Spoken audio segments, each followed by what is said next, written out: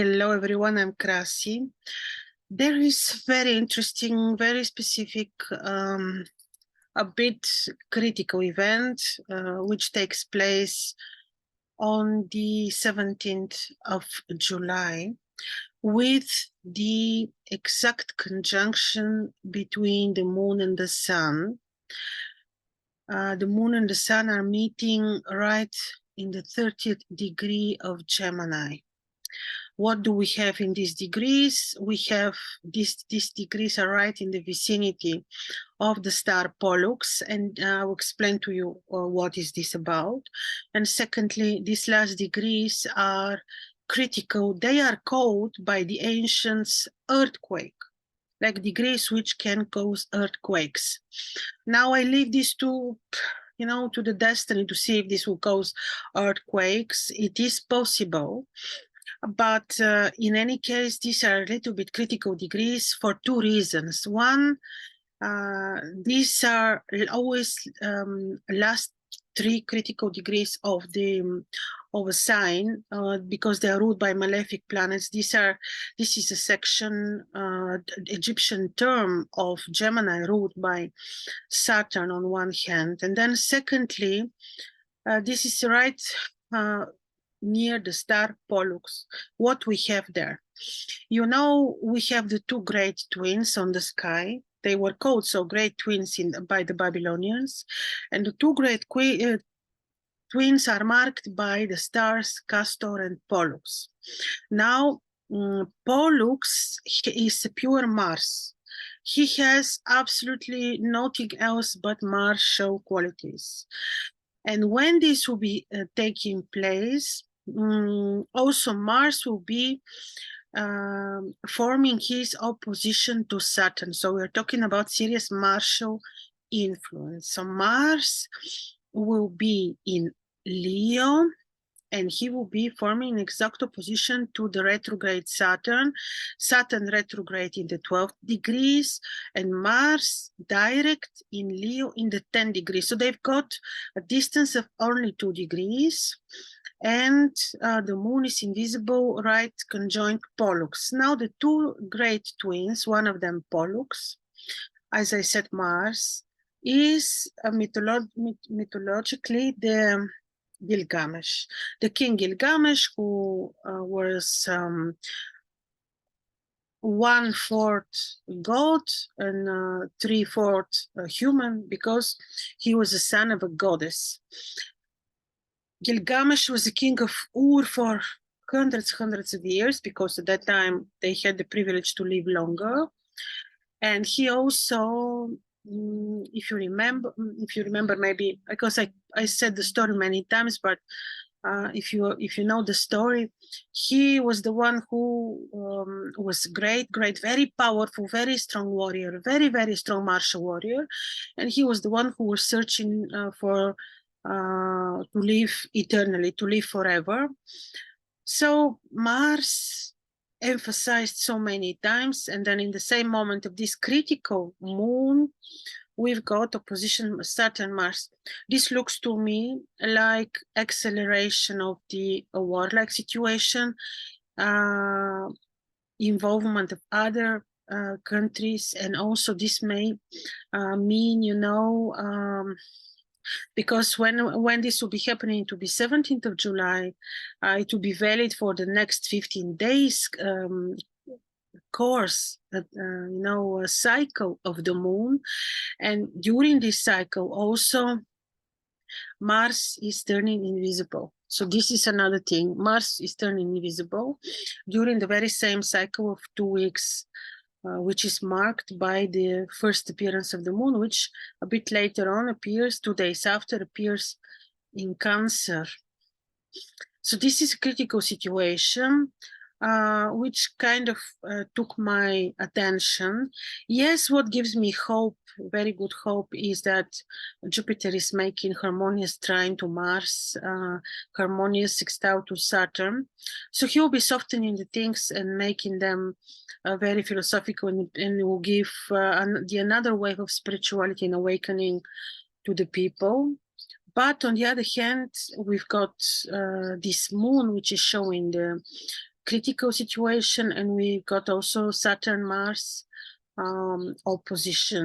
If you remember, it was, I don't remember, it was for quite a long time when we had the Saturn-Uranus square, Saturn-Mars square, all the time from 2020 to 2022, we had this.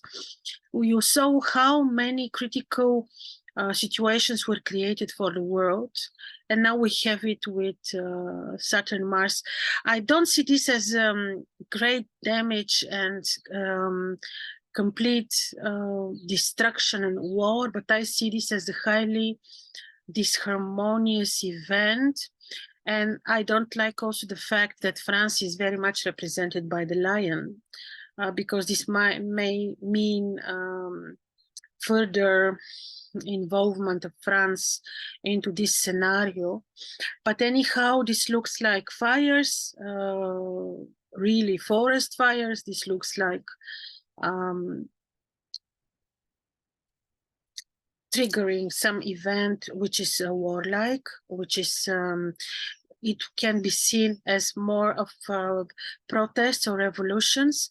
But like I mentioned in my previous video, the fact that Mars becomes invisible within this cycle on the 27th, 28th of July is showing me that the things will be suddenly become hidden and will not, in such a revolution of the people will not be in people's interests, because Mars is very tricky when invisible, becomes very, very strategic. The war takes different dimensions, not the classical revolution as you know it.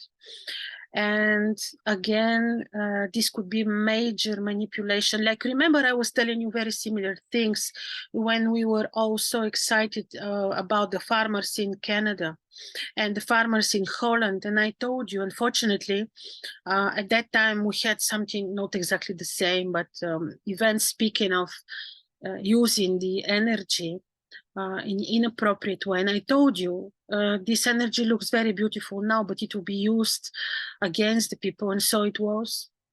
And so similar thing I see as possible scenario now. I don't exclude also possibilities for really fires, and I tell you why also, because Venus is in Leo, but she's passing through these critical points all the time. The critical points of passing fire and water all the time, very critical. Like she can be like this, the fire, you know.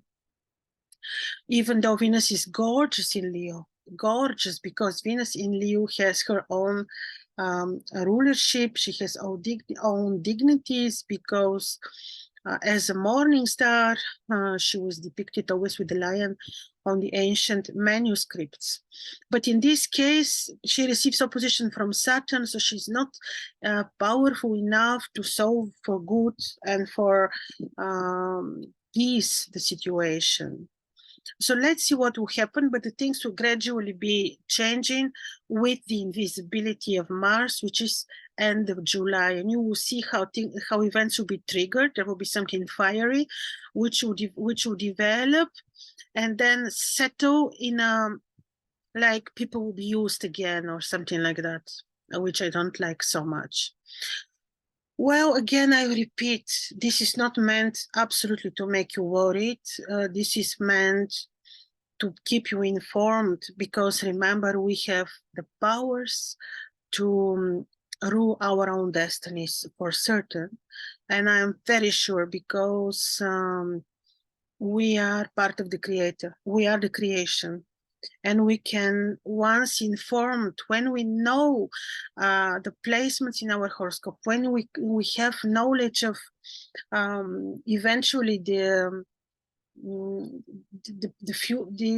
main placements in our horoscopes, or just in the horoscopes of the world, we absolutely know what to do, and there are remedies for every situation. Once we have the knowledge, once we are informed, that's why it's of key importance to know your horoscopes, but truly, not like what the modern astrology will give you, the psychological, approach. No, you need to know why certain events are taking place in your life often, for example, with repetitive pattern. Once you know, you immediately come up with a remedy, but you need to know why all this happens. This is the great powers of the ancient astrology, that you can have specifically this and this event is happening due to this and that stars, and then you know why you have this and these repetitive patterns. You know how to address them, and with the problem will be finished. This is why none of this is meant to scare you. It is meant to inform you, so that you take your destinies in your own hands. So all the best, ladies and gentlemen.